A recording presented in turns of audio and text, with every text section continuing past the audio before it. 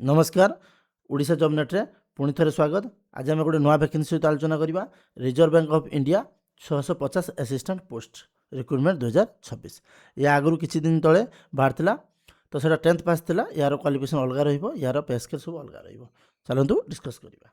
प्रथम आम RBI assistant vacancy 2026 details देखा। तो असिस्टेंट पोस्ट रोचे तर नंबर ऑफ पोस्ट के रोचे 650 टी रोचे। ठीक अच्छे। तापर एलिजिबिलिटी क्राइटेरिया देखा। सर्वप्रथम एजुकेशन देखिए कौन अच्छी ना bachelor degree in any discipline. आपड़ कौन सी डिसिप्लिन होते भी पकई पारे। आर्ट्स साइंस कॉमर्स कौन थे भी आप पकई पारे। मिनिमम 50% मार्क 50% मार्क मिनिमम रही दरकार। बाकी एससी एसटी पीडब्ल्यू जो रिलैक्स रोचे चेक करेंगे। Knowledge of word processing on PC आप कंप्यूटर नॉलेज रही दरकार। सिंपल बेसिक नॉलेज कंप्यूटर रही दरकार।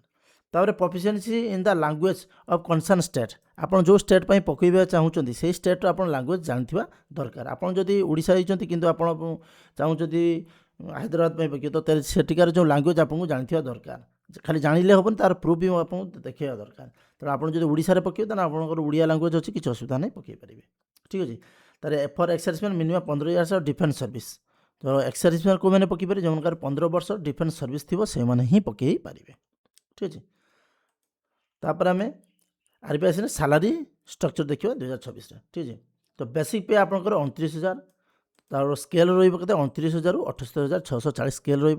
ग्रोस मंथली आपड़ पाइबे एप्रोक्सिमेटली 58,514 टका पाइबे विदाउट एचआर को छाड़ी आप पाइबे। अलाउंसमेंट रोचे एचआर 15% रोचे। मेडिकल फैसिलिटी रोचे लोन्स रोचे सब जिनस आप रोचे। ठीक है।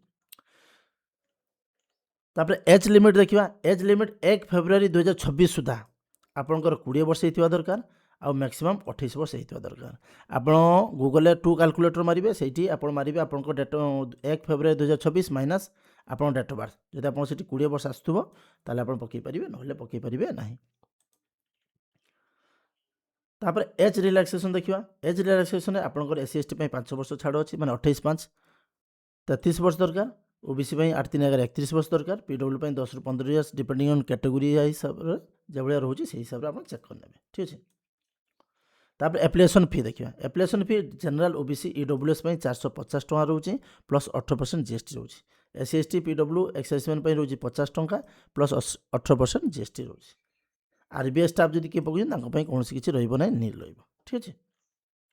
इंपोर्टाट डेट देखिए ऑनलाइन एप्लिकेशन स्टार्ट हो 16 फेब्रुआरी 2026। ठीक है। तो लास्ट डेट रही 8 मार्च 2026।